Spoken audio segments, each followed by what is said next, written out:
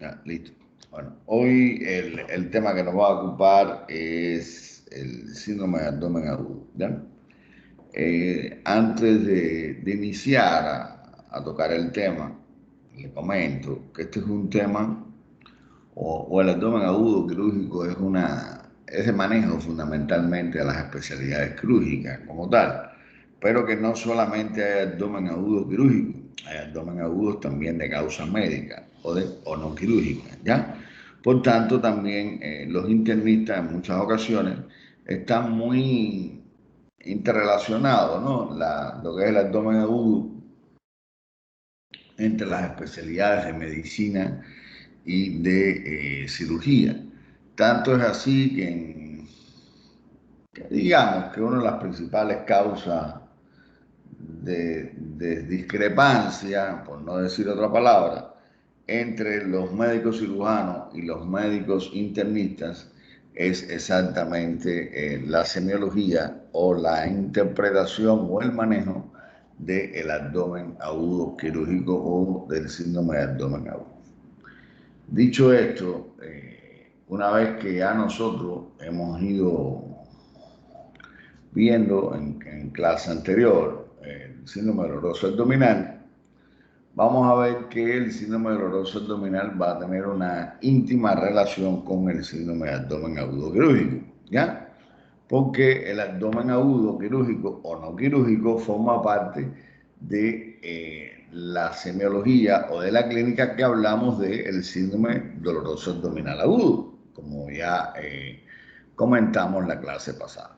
Ahora, ¿qué cosa va a ser un síndrome de abdomen agudo? Va a ser, o vamos a conceptualizar el abdomen agudo como, como la presencia de dolores o la presencia de dolor abdominal de aparición repentina que se acompañe de reacción peritoneal y de trastorno del peristaltismo intestinal y que en muchas ocasiones también va a tener náusea, vómitos, colapso respiratorio, discúlpenme, eh, eh, colapso de la circulación, en otras ocasiones va a tener facies hipocrática, deshidratación, entre otros síntomas, ¿ya? Yo se lo resumí a mi manera, no es exactamente así, pero en definitiva el abdomen agudo, quirúrgico o no quirúrgico, es un dolor abdominal agudo, intenso, que se acompaña de irritación del peritoneo y por tanto tiene un peritonismo, que es como se llama, ¿ya? Y que además de eso se va a acompañar de un grupo de sintomatología. Y entre ese grupo de la sintomatología va a tener una afectación en peristaltismo intestinal, va a tener deshidratación, va a tener náusea, puede tener vómitos y que pueden llegar a signos e inclusive de colapso circulatorio o de shock, como puede ser hipotensión, producto de la deshidratación y demás que muchas veces se ven. Hace muchos años, digamos, en la época de Hipócrates, ¿ya? Está descrita la fascia del abdomen agudo. Y esa fascia del abdomen agudo es la conocida como fascies hipocrática, que era la fascia de los pacientes agónicos como premonición de la muerte, donde eran totalmente los pacientes deshidratados y demás. Muchas veces los médicos antiguos podían llegar a un diagnóstico. Sin embargo, el hecho de que en otrora, o hace tantos años, no existía una buena ciencia, antisepsia, antibióticos y por demás tampoco había anestesia, ustedes comprenderán que era un poco cruento el poder operar a una persona y el que sobreviviera también era aún más cruento. Por tanto, hace muchos años el tener un abdomen agudo prácticamente significaba o era significado de una muerte, ¿verdad? Porque no había posibilidades de corrección. Ahora, las manifestaciones clínicas que van a tener un abdomen agudo va a ser en primer lugar y como signo cardinal el dolor abdominal. El dolor abdominal va a ser la vedette de este cuadro clínico, es decir, va a ser el artista principal y es lo que va a predominar en un abdomen agudo. Antes de avanzar más en la clase de hoy, he de decirle algo que es fundamental para el manejo de los médicos y del manejo médico de cualquier patología intraabdominal. Es vital que ustedes sepan que un dolor abdominal usted no puede quitarlo de manera inmediata, salvo que usted conozca la causalidad de por qué tiene ese dolor. No sé, paciente que es ulceroso, que ayer estuvo bebiendo bebidas alcohólicas y que ahora viene con una crisis de gastritis, bueno, ahí te alivia el dolor. Paciente que viene doblado con un dolor en barra, que tú ves que es una pancreatitis porque ayer bebió, comió, ¿ya? El dolor es intenso, ahí alivia el dolor. Pero un dolor difuso abdominal que yo no tengo claro cuál es la causa, ¿ya? Cuando usted no tiene clara la causa de cuál es la etiología de ese dolor abdominal, lo más prudente, lo más sensato y lo que deben de hacer es exactamente evolucionar el dolor, no ceder a las presiones de la mamá, del papá, de la esposa, del esposo, quítele el dolor. No, usted hasta que no tenga la causa del dolor no puede quitarlo y tiene que esperar que la semiología vaya dando lugar a la aparición de síntomas y signos que a usted lo oriente a la causalidad del dolor. Pongamos un ejemplo sencillo, usted viene con una apendicitis porque te duele la boca y el estómago y entonces yo vengo como papá, no quitar el dolor, que está la niña desesperada.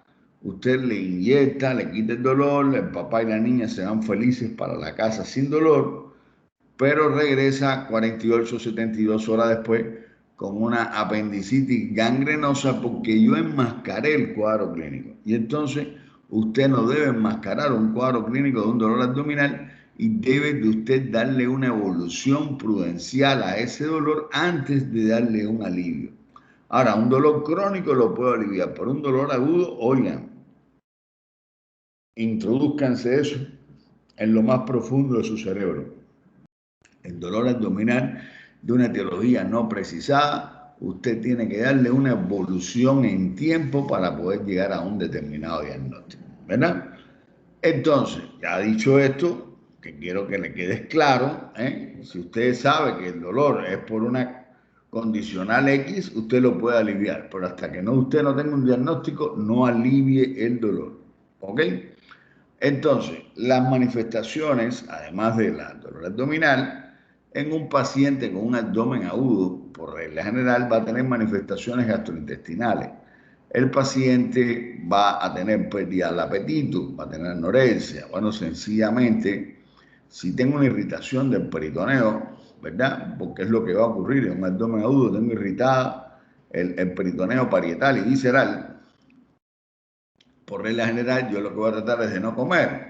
¿Por qué? Porque de esa manera no voy a tener tránsito intestinal y voy a tener alivio a mi dolor.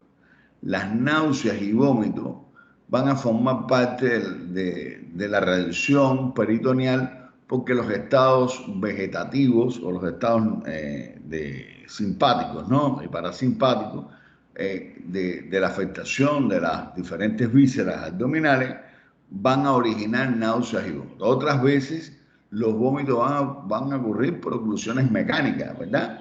Y otras veces el estado nauseoso va a obedecer a los epifenómenos que van a estar aparejados a los trastornos dispépticos digestivos que pueden estar asociados. En el caso de las diarreas, no es tan frecuente en el abdomen agudo la diarrea, en muchas ocasiones todo lo contrario, pero las diarreas también pueden ser premonición de dolores abdominales agudos, como pueden ser la trombosis mesentérica, que es donde la diarrea cobra un protagonismo fundamental y esto forma parte de un abdomen agudo, que es el abdomen agudo pero de naturaleza isquémica, donde el paciente va a tener un cuadro clínico muy aparatoso, ¿verdad? Después, ahorita en un ratico le hablo de eso. Dentro de los signos generales que vamos a tener en un paciente con abdomen agudo, habitualmente estamos hablando de generalidad, ¿ya? Dolor abdominal, náuseas, vómito, ¿verdad? Como generalidad. También va a tener taquicardia. ¿Por qué? Porque hay una respuesta simpática. El individuo se va a sentir como que está en un estrés, porque de hecho lo estás, y entonces va a tener un aumento de la frecuencia cardíaca. En muchas ocasiones, como consecuencia de la liberación de citoquina, va a dar fiebre porque hay una respuesta inflamatoria. Y además de eso va a ocurrir deshidratación, por eso la fase hipocrática, porque la deshidratación va a acompañar por liberación al tercer espacio, es decir, intraluminalmente va a haber, a nivel del intestino, va a haber acúmulo de líquido y eso va a originar que el individuo se deshidrate. Desde el punto de vista local, como va a haber inflamación, ¿verdad? Pueden haber, en dependencia del tipo de abdomen agudo, va a haber distensión de las asas, pueden haber dolor a la palpación, tanto superficial como profunda, contractura muscular que puede ir desde una reacción peritoneal hasta un abdomen en tabla totalmente contracturado, en dependencia de la etiología o cuadro clínico del paciente. Los ruidos hidroaéreos van a estar afectados, o lo que es lo mismo, el peristaltismo intestinal va a estar afectado, que puede ir desde una abolición a disminución de los ruidos hidroaéreos, o en algunos momentos, sobre todo en los primeros instantes de un drama abdominal oclusivo, usted puede tener un intestino de lucha, ¿ya? Donde van a haber movimientos donde ustedes van a tener marcada peristaltismo intestinal, ¿ya? En el caso del tracto vaginal y el tracto rectal, verán ustedes que durante la realización del tracto vaginal o rectal, también los pacientes pueden tener más de una condicional, una que van a tener o pueden tener dolor, sobre todo en el tracto vaginal de la mujer, si estamos en presencia de una inflamación pélvica, y el más importante de los signos locales va a ser el peritonismo o signos de reacción peritoneal o de inflamación del peritoneo, que consiste en la comprensión del abdomen o de la pared abdominal y en la retirada brusca de la mano que se origina, esa maniobra origina un dolor. Cuando usted está haciendo esa maniobra, tiene que estarle mirando a la cara del enfermo, viendo la expresión facial del enfermo, y eso me va a permitir a mí como profesional ver que el paciente va a dar expresión dolorosa, arruga la frente, frunge el ceño, se hace una mueca en la cara, algo hace que usted tiene que tener la expresión de que tiene un dolor. A la hora de recoger la historia clínica desde el punto de vista semiológico, para poder usted llegar a un diagnóstico oportuno, concluyente y fiel en un abdomen agudo, al tener una orientación adecuada, usted debe de manejar un grupo de antecedentes y patologías para usted poder llegar a una conclusión no errónea, sino sacar sus propias conclusiones basadas en elementos clínicos que sean totalmente adecuados y correctos, ¿verdad? En el caso de el abuso de alcohol. El abuso de alcohol, un antecedente de un abuso de alcohol me va a indicar que mi paciente podría tener una gastritis, pudiera tener una úlcera o pudiera tener una pancreatitis, ¿ya? El que tenga problemas hematológicos, a mí me podría indicar que mi paciente, por ejemplo, tenga una anemia hemolítica.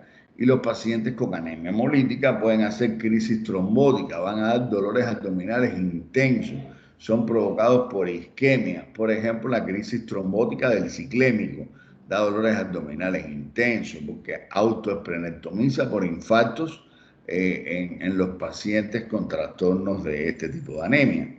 Poniéndole un ejemplo hipotético para que ustedes entiendan el por qué. Pero también los trastornos hematológicos pueden tener sangrado espontáneo, como pueden ser los hemofílicos, o pueden tener trastornos que originen esplenomegalia, como son todas las anemias hemolíticas que te pueden dar secuestro esplénico, y que además de eso también te pueden dar una ruptura esplénica y demás. Por tanto, un trastorno hematológico es importante a la hora, o un antecedente, un trastorno hematológico es importante a la hora de usted definir un antecedente en ese sentido.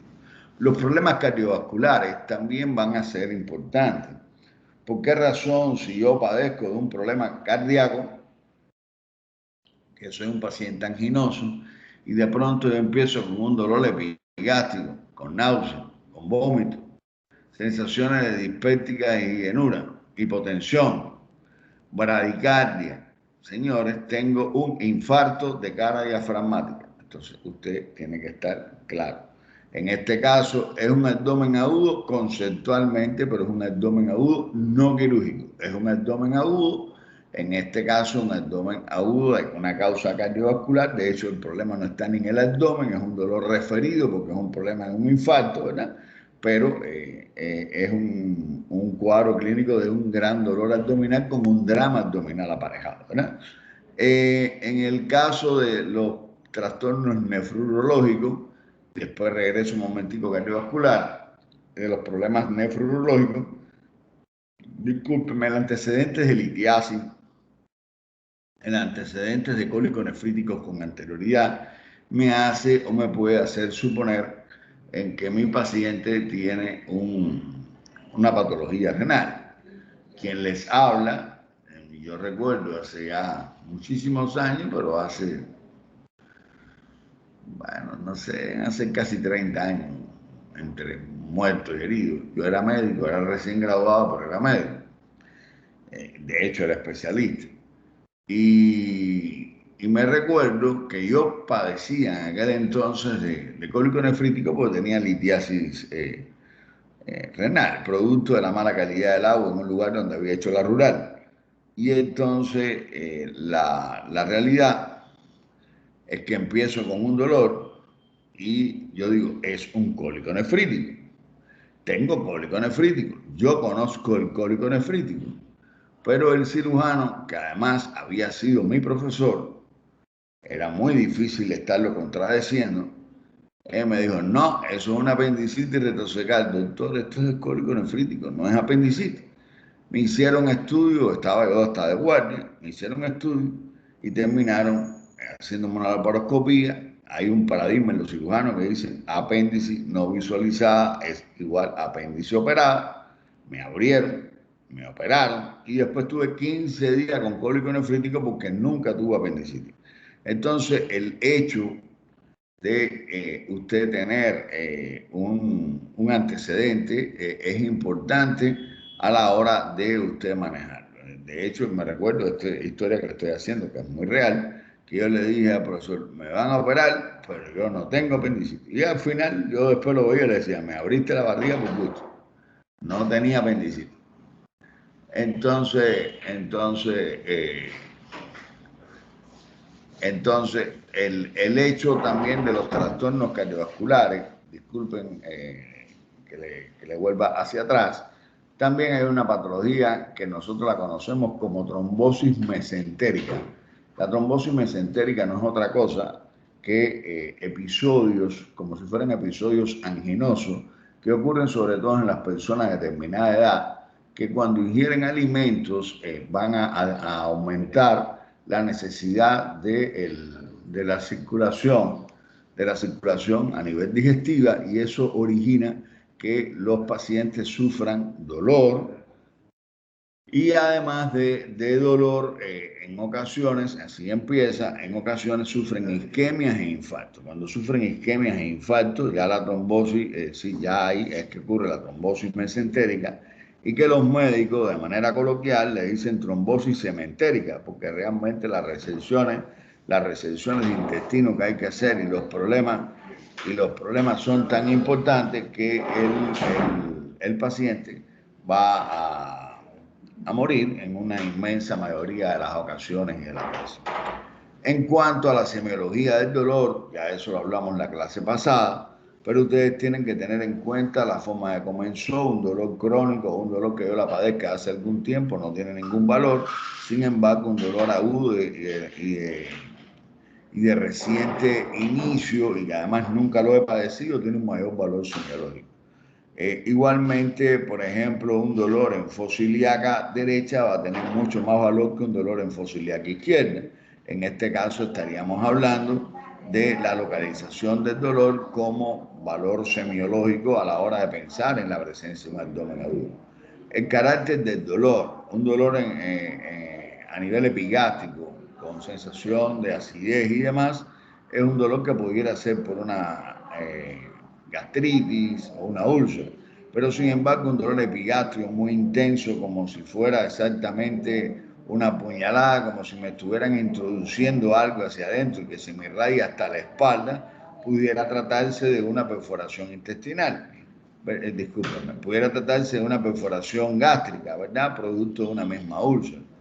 La irradiación del dolor también tiene un gran valor. Ya les comentaba que un dolor que empieza en epigástrico y se corra fosa ilíaca derecha, estaríamos o podríamos estar ante la presencia de una apendicitis aguda. Una irradiación hacia el hombro derecho, podemos pensar en una colecistopatía, al hombro izquierdo una pancreatopatía, y así sucesivamente hacia la espalda, un cólico biliar, un dolor que se irradia hacia los testículos, puede estar pensando en un cólico nefrítico si empieza en la espalda, y así la irradiación puede tener también un valor semiológico importante. Los factores que alivien el dolor también me pueden a mí llevar a conclusiones, ¿no? E incluso la expresión corporal que tenga el paciente también me puede decir. Un paciente que está inmóvil, que está quieto, que no se mueve y que está con una cara de dolor y quejándose con un dolor muy intenso, puedo pensar que se esté tratando o que se trate de un cuadro con una irritación peritoneal importante. El paciente apenas quiere moverse porque le duele. Sin embargo, cuando usted tiene un cólico nefrítico, usted le dice, siéntese que lo voy a aliviar, y usted lo que está en una habitación camina para un lado, camina para otro, parece como un loco, y eso es producto de que es un dolor que tiene la característica exactamente esa de tener inquietud. En el caso de los síntomas asociados también es importante. Digamos, la presencia de vómitos, las características de los vómitos, un vómito que sea con presencia de heces fecales, podríamos estar presentes en un cuadro de oclusión intestinal, pero también los vómitos forman parte de los cuadros no solamente oclusivos, sino también de los cuadros de tipo inflamatorio. La constipación, estreñimiento, no expulsar gases por el recto, también es signo de expresión en muchas ocasiones como síntoma asociado, por ejemplo, en los cuadros oclusivos. La rectorragia o sangrado rectal también es de manifestación importante en pacientes, digamos, cuando tienen una torsión del intestino grueso o el intestino delgado, o un bulbo del sigmoide, que es como se llama, también te puede provocar una rectorragia. La presencia de fiebre casi obligado como manifestación de la liberación de citoquinas en los pacientes con un signo inflamatorio, y síntomas misionales como podrían ser la poraquiuria, es decir, el ir muchas veces al baño, la disuria, la dificultad para orinar, los dolores de causa lumbar, las orinas oscuras, etcétera, me pueden hacer traducir a mí la posibilidad de que estamos en presencia de un cuadro doloroso abdominal o un síndrome doloroso abdominal que su etiología no fuera por un abdomen agudo quirúrgico, sino que se tratase en este caso de una infección de vías urinarias. Entonces, las claves del examen físico a tener en cuenta va a ser a la hora de examinar ante la posibilidad de que estemos en presencia de un abdomen agudo.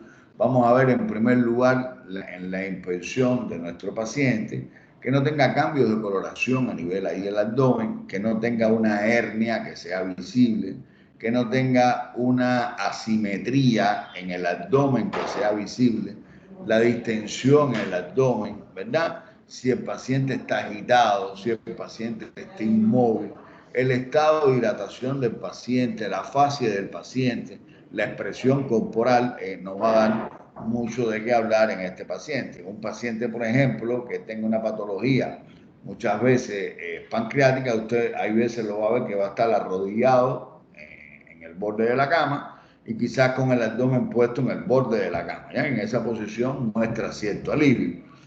Un paciente que sí, como una postura que pueda adoptar. Los pacientes van a llevarse casi siempre las manos, ya les expliqué en otras ocasiones, se van a llevar las manos al sitio de dolor porque eso le genera cierto grado de alivio, porque la compresión de las fibras parietales y viscerales también en muchas ocasiones van a generar que no se pueda transmitir el dolor. Entonces, a nivel de la auscultación, lo más probable en los cuadros de abdomen agudo es que usted tenga un silencio abdominal, es decir, que los fluidos aéreos estén disminuidos o abolidos. Y en la palpación, usted va a tener un abdomen que va a ser habitualmente doloroso, pero que lo más importante es que en un abdomen agudo hemos hablado que tiene reacción peritoneal por regla general y entonces ese dolor va a aumentar a la descompresión brusca del abdomen, ¿ya? Que pues se llama signo de Bloomberg cuando usted lo hace a nivel de el epigastrio, ¿verdad? Sí, discúlpenme, de la fosa ilíaca derecha. Entonces, los síndromes de abdomen agudo. Los síndromes de abdomen agudo va a tener fundamentalmente tres síndromes a saber. El síndrome oclusivo, el síndrome perforativo, ¿ya? Y el síndrome peritoneal. ¿Son los únicos síndromes de abdomen agudo? No. Hay abdomen agudo quirúrgico y abdomen agudo no quirúrgico. Los cuadros de abdomen agudo quirúrgicos son estos tres fundamentales. También hay cuadros complejos y cuadros que se pueden abigarrar uno con otro. Usted puede empezar teniendo una hernia umbilical, esa hernia umbilical se la atascó, esa hernia umbilical se le necrosó, esa hernia umbilical se le perforó porque se le necrosó, salió fecales para el peritoneo, hizo una peritonitis. Empezó siendo oclusivo, terminó siendo peritoneal, ¿ya? Y en su trayecto fue perforativo. Al final, usted tuvo los tres cuadros clínicos en el mismo paciente, ¿verdad? Porque la medicina también ha de ser dinámica. Pero los cuadros clínicos de cada uno de ellos tienen sus características diferenciales para uno plantear si es un perforativo, un oclusivo o un peritoneal. También tienen que tener en cuenta que hay abdomen agudos que no son quirúrgicos. Por ejemplo, la inflamación pélvica aguda es un abdomen agudo. Da dolor abdominal, usted le toca, tiene cierto grado de peritonismo, sin embargo, usted lo va a resolver desde el punto de vista médico. Y le va a poner antibiótico, antiinflamatorio y no lo mete en un salón. La pancreatitis igualmente es un abdomen agudo no quirúrgico. Por tanto, hay cuadros de abdomen agudo que no son quirúrgicos y usted no puede entrar a un salón de operaciones a todo aquel que usted crea que tenga un abdomen agudo quirúrgico. Conceptualmente, un abdomen agudo quirúrgico es un abdomen agudo en el cual si usted no lo entra a un salón y no le practica una cirugía, el paciente inexorablemente casi siempre va a fallecer. Y por tanto, los cuadros oclusivos, perforativos y peritoneales son los característicos. ¿La licenciada no? Pregunta fuera. No puede tener. Disculpen ustedes hoy, las interrupciones van a ser así a cada rato porque estoy donde no debo estar. Pero bueno, lo importante es poder dar la clase.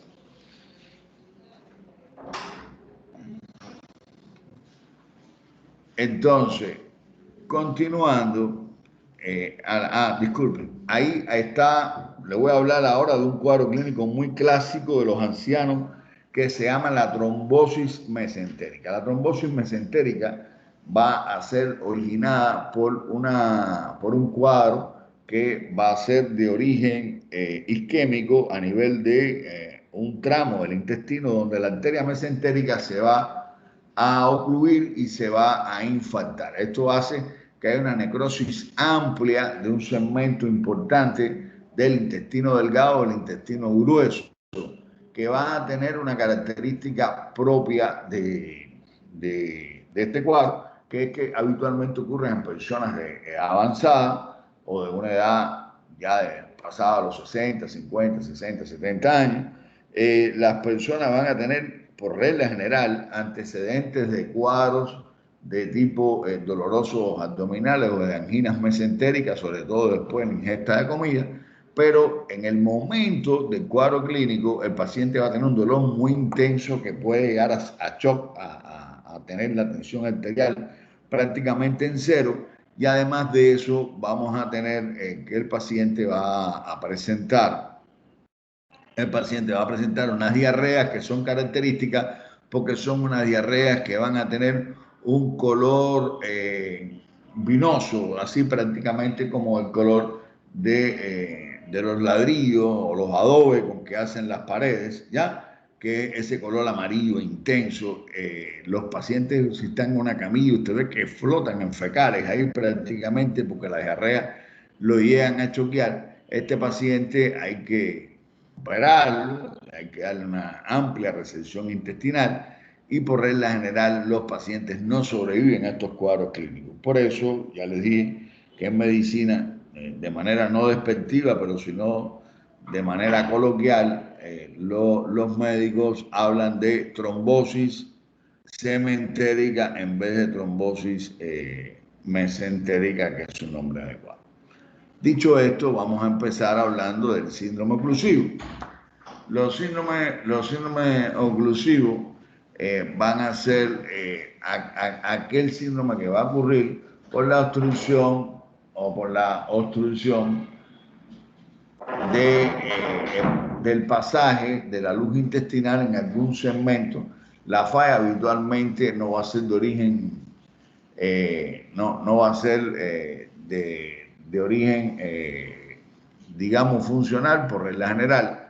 En el síndrome oclusivo va a ser por una obstrucción real, por una obstrucción que puede ser mecánica, ¿ya? Y la obstrucción se va a hacer o externamente la luz intraluminal o va a ser intraluminalmente. En muchas ocasiones esa luz se va a originar por un trastorno vascular, otras veces se va a originar por una brida, otras veces se va a originar por la presencia de una tumoración que está creciendo dentro de la luz, pero las obstrucciones en sentido general se van a dividir en simples y en obstrucciones crónicas, donde en las crónicas, además de haber una obstrucción simple, que yo siempre digo que más que crónica, el nombre aquí deberá ser compleja, porque no solamente va a haber una obstrucción, sino también va a haber un compromiso de la circulación. Por ejemplo, le pongo un ejemplo de síndrome oclusivo. Usted coge y usted tiene una hernia y la hernia se le atasca, es decir, no la puede usted reducir. Ahí la obstrucción es simple, sencillamente usted le quita el anillo y introduce la tripita para adentro y se acabó el problema. Sin embargo, cuando la obstrucción esa ya lleva rato y el paciente no solamente usted va a tener que reducir, porque ya se necrosó, ya hubo una isquemia, ya lo estranguló y entonces la hernia al estrangularse se va a necrosar y a eso va a originar que usted tenga que resecar ese segmento de intestino porque sencillamente ya eso no es útil, está muerto y se va a perforar si usted lo deja. Entonces, las obstrucciones pueden ser simples cuando no tienen un compromiso vascular y van a ser ya más crónicas o complejas cuando tienen un compromiso vascular asociado a la obstrucción. Las etiologías de los síndromes oclusivos pueden ser múltiples, como les estuve hablando. Para mí, la de presentación más frecuente en la práctica médica diaria, yo le diría a ustedes que fueron los carcinomas, ¿ya? Los cánceres de colon, fundamentalmente en personas pasadas los 40, 50 años, para mí son las principales causas del síndrome oclusivo, por una obstrucción mecánica de la luz que muchas veces el paciente durante un tiempo empieza a tener sintomatología pueden tener diarrea que alterna con constipación, pueden tener heces acintadas. Hay un grupo de características clínicas que me indican que yo podría tener un cáncer, ¿no? Pero no necesariamente se presenta así. Otras veces de pronto ya tengo el cuadro oclusivo y ya hago el diagnóstico. No obstante, en el orden médico teórico, docente, escolástico, habitualmente se utiliza las hernias o las herniaciones como prototipo de este tipo de patología. La realidad es que la principal causa, además del tumor y las herniaciones, en la práctica médica diaria, son las adherencias quirúrgicas. Por tanto, es vital que un paciente, cuando usted lo esté examinando, usted mire si tiene una operación anterior.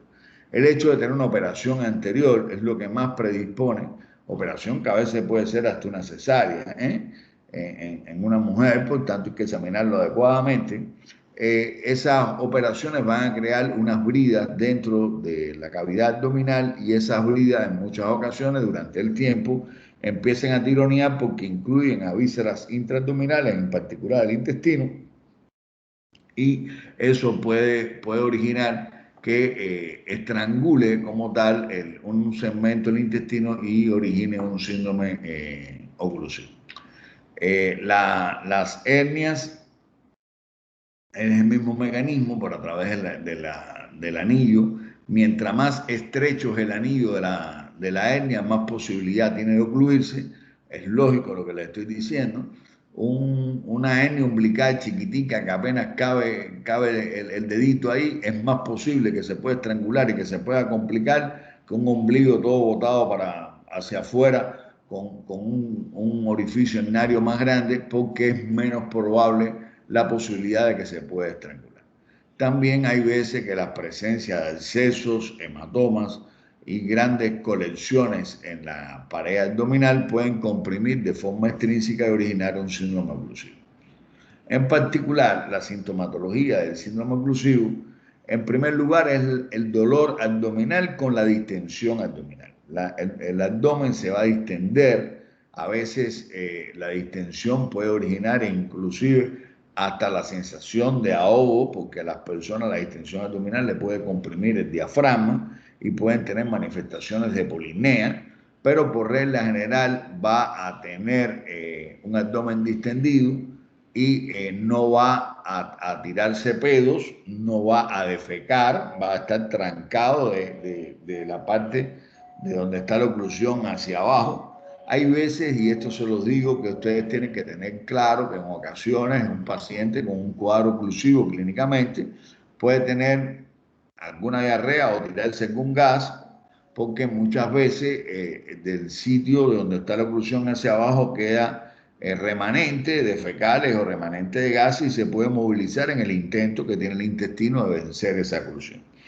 En el caso de este dolor o del dolor y la distensión abdominal, muchas veces se va a acompañar de vómito, casi siempre se acompaña de vómito. Los vómitos no son de aparición tan inicial, sino muchas veces va a ser un poco más tardío. Pero los vómitos van a tener una característica fundamental, que van a ser vómitos que en muchas ocasiones pueden llegar a ser hasta fecaloideos, van a tener retención de alimentos digeridos, que muchas veces el alimento hace dos días, 3 días y todavía están ahí, lo cual habla de esa posibilidad. Los vómitos a veces pueden llegar a ser fecaloideos, huelen a fecales, saben a fecales, es fecal, ¿ya? Mientras los vómitos sean más fecaloideos, es decir, que sean más fecal, significa que la oclusión intestinal es más baja, más intestino delgado o intestino grueso.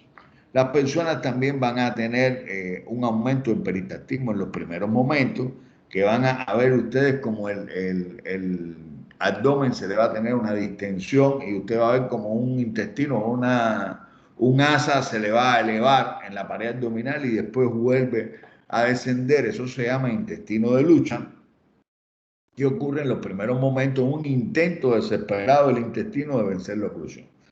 Al final, usted va a ver un paciente que va a estar acostado en el lecho con un abdomen bien prominente, que va a decirle que no expulsa gases y que tiene eructos, porque el aire que no bota por abajo lo bota por arriba, y si no bota fecales por abajo, la va a botar por arriba. Exactamente es lo que pasa porque hay una obstrucción, ¿verdad? Estos pacientes a veces tienen mal aliento, tienen halitosis, ¿verdad? Y dentro de la exploración física, usted va a ver que ese abdomen va a tener una hipersonoridad. Hay veces la hipersonoridad está más sectorizada, más en una región que en otra, porque a veces las asas delgadas se desplazan solamente hacia una parte del abdomen, otras veces tiene fiebre, va a tener taquicardia, ¿ya? Y en otras ocasiones va a tener hipotensión ortostática, porque va a haber una hipovolemia debido a que va a estar perdiendo constantemente volumen de líquido, porque va escapando hacia la luz del intestino, ¿verdad? En el caso de la ruidos vibradarios, ustedes van a ver que los ruidos vibradarios van a estar disminuidos y en ocasiones van a estar abolidos. Van a haber ondas de movimientos colónicos, lo van a ver cada cierto tiempo. Yo desgraciadamente tengo una ahí en el teléfono, pero no me pude acordar cuando preparé la clase, pero déjame ver si después más adelante se las paso, porque es un paciente que tuve aquí ingresado reciente y cuando vi lo que tenía, lo grabé, dije, déjame grabarle esto para los estudiantes. Pero se me olvidó ponerlo. Pero bueno, ahí la onda crónica, ustedes ven que parece que se eleva el abdomen, que parece un alien ahí, ¿ya? En la exploración rectal, usted cuando le introduce el dedo en el recto, habitualmente va a ver que no va a estar ocupado por heces, no va a haber heces en el recto, la ampolla rectal va a estar vacía, no va a haber presencia de gas, por tanto tampoco el individuo va a estar, no va a salir gas a la hora de practicar esta técnica.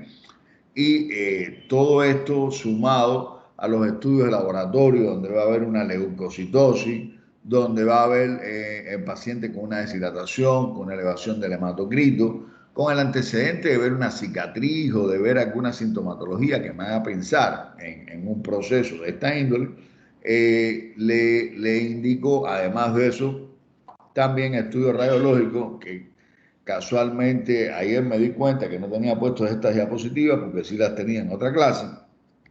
Parece que se me olvidó, el otro grupo no las vio, pero que les voy a dar algunas imágenes para que ustedes vean cómo se pueden ver, aunque ustedes lo van a ver en radiología, lo que se llaman los niveles hidroaéreos. Ustedes deben de practicar un rayos X de abdomen simple de pie, el paciente se pone de pie y ustedes van a ver que tienen esto, a ver si lo puedo señalar, el mouse a veces se pone majadero, ven acá que tienen unos niveles, estos niveles, ¿eh? Eso se llaman signo de moneda, signo de la escalera, pero miren acá también cómo el colon está extremadamente distendido, ya los austros se ven distendidos y eso habla de que tiene una perforación, disculpen, de que tiene una oclusión intestinal. Pero miren acá como hay ausencia de gas en el recto y eso es producto de que hay una oclusión intestinal, ¿verdad? No desplaza gas hacia el recto, por tanto ahí al sigmoide y demás no llega. Aquí miren otra oclusión intestinal, miren lo que yo les hablé, que muchas veces se desplaza totalmente el intestino porque en la parte donde no hay intestino es porque sencillamente está totalmente ocluido, ¿eh? Y entonces no hay paso a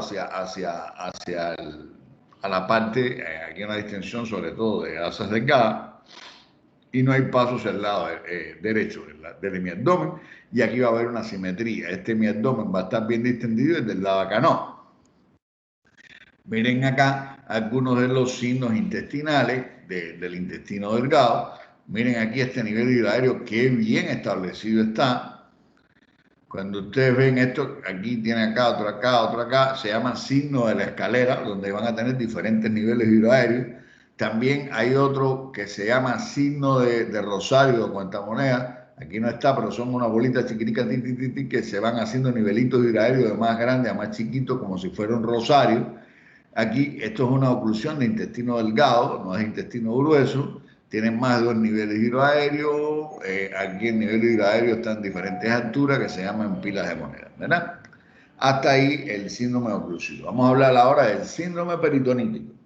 El síndrome peritonítico es el conjunto de signos y síntomas que va a aparecer producto de la irritación peritoneal, casi siempre por una invasión tipo bacteriana, aunque puede ser química o por necrosis de alguna de las vísceras, producto de una isquemia, que te va a dar una irritación del peritoneo parietal y del peritoneo visceral. ¿Ya? Las peritonitis pueden ser primarias, secundarias y terciarias. Casi siempre las peritonitis van a ser secundarias. Las peritonitis primarias son aquellas peritonitis donde usted no sabe de dónde provienen, la inmensa mayoría de las veces van a tener patologías hematológicas, patologías sistémicas que pueden originar una peritonitis, ¿ya? Y va a dar una irritación del peritoneo y usted no sabe de dónde ocurrió o sencillamente sí sabe, ¿no? El paciente, por ejemplo, se practica o está practicándose diálisis peritoneal y tiene una peritonitis y digo, la causa es esa, ¿ya? O recibió un tratamiento quimioterápico o un tratamiento químico de algo y tiene una irritación, digo, bueno, debe ser por esa la causa, ¿verdad? Pero la más probable y que casi siempre ocurre es la peritonitis de causa secundaria, que es aquella peritonitis que es propia por la inflamación o irritación de las propias vísceras a niveles intraabdominales y donde la causalidad pueden ser producto de, por ejemplo, infecciones bacterianas, como ocurre en la apendicitis, pero también pueden ser producto de liberación hacia el peritoneo, por ejemplo, del material fecal. Entonces, en una peritonitis se le pone apellido fecaloidea. Si se libera fue la bilis, se llama una peritonitis biliosa. Y cada una de ellas tiene sus complicaciones y demás, porque las peritonitis química, por ejemplo, es cuando usted le aplica al paciente un químico por ejemplo, la peritonitis química se ve exactamente cuando uno le practica diálisis peritoneal y demás, ¿verdad? Ahí puede haber ese tipo de peritonitis. Y las peritonitis, en sentido general, también las clasifican en muchas ocasiones por inflamatoria y por perforativa. Por allá las perforativas las vamos a ver en otro síndrome, que es el síndrome perforativo. Aunque el síndrome perforativo ya también tiene una peritonitis incluida per se. Por tanto, las causas inflamatorias, que pueden ser múltiples, que no siempre son quirúrgicas las peritonitis, pero que casi siempre son quirúrgicas. ¿Cuál no podría ser quirúrgica? Digamos una inflamación pélvica aguda en una mujer, pero o una pancreatitis o una colecistitis en un momento determinado en una persona de ambos, de cualquier sexo independientemente, que usted podría en un primer momento tratar a su paciente y después secundariamente operar. Pero por regla general, las principales causas van a ser la apendicitis, es la causa más probable de un síndrome de irritación peritoneal, la enfermedad tipo, la diverticulitis, la anelcitis, la enfermedad de Crohn, la diverticulitis perforada, discúlpeme, la diverticulitis sin perforación, ¿ya? También cuando se perfora ya te va a dar también una peritonitis, pero ya aquí va a ser de causa terciaria. Incluso existe lo que se llama la peritonitis terciaria, que no me voy a meter en eso, que es cuando un abdomen se abre, se vuelve a abrir, se vuelve a abrir, lo abren 10 veces, entonces ya hay una peritonitis terciaria. ¿Por qué razón? Porque se tratan de manera diferente desde el punto de vista de manejo antibiótico y demás. Eso es importante que también lo tengan en cuenta. La apendicitis aguda como enfermedad tipo.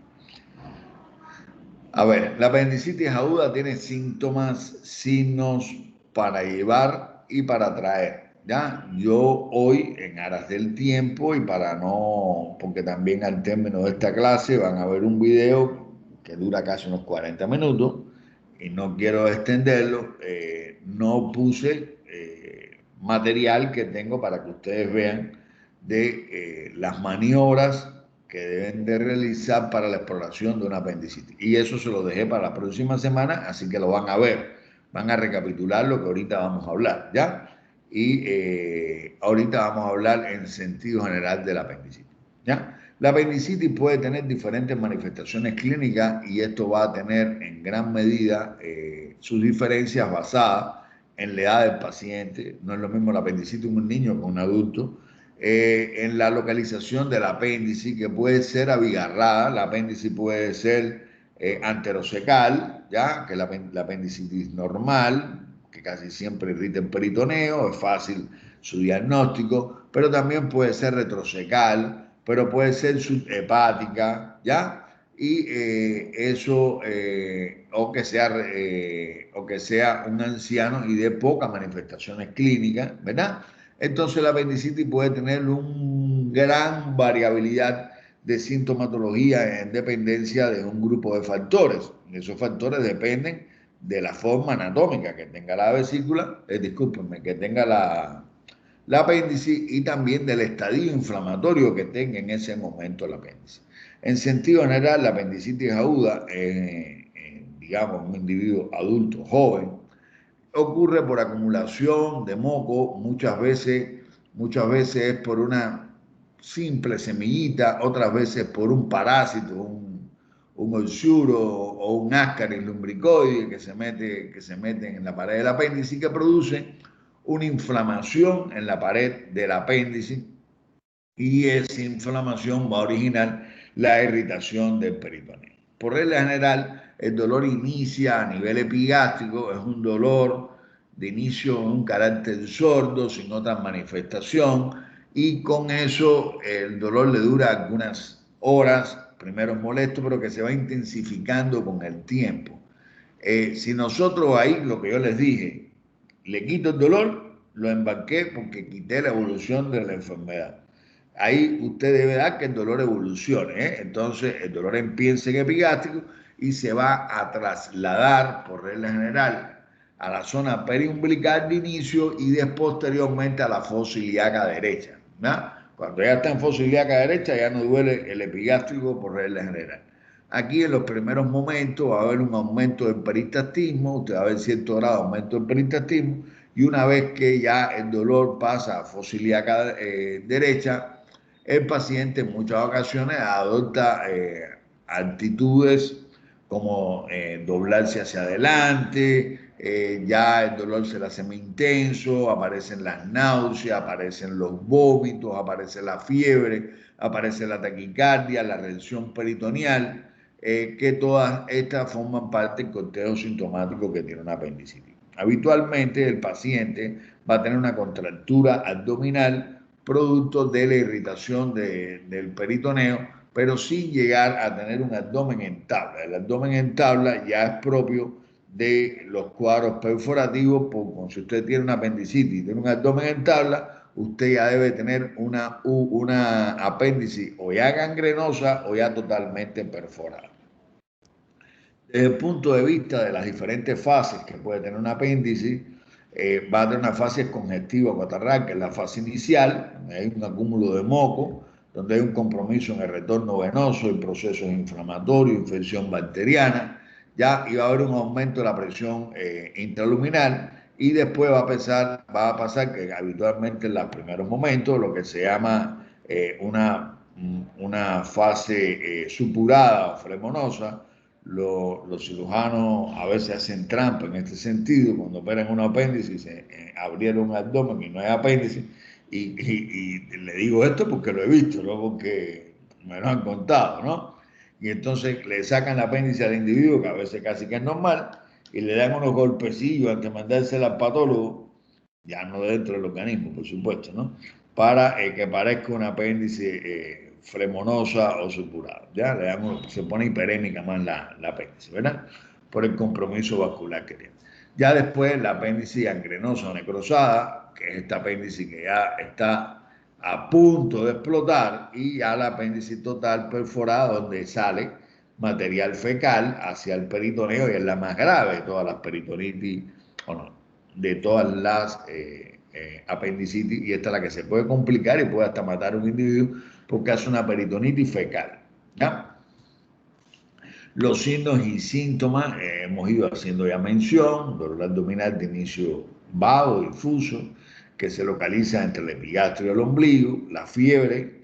Habitualmente la fiebre aparece de entre 6 y 8 horas, por eso yo les dije que tienen que dejar que evolucionen los dolores abdominales para que aparezcan todos los síntomas. Yo, imagínense, le quito el dolor, y si le quito el dolor y le puse un antipirético, le quito también la fiebre. Entonces no grita ese abdomen, no me da la expresión, ¿verdad?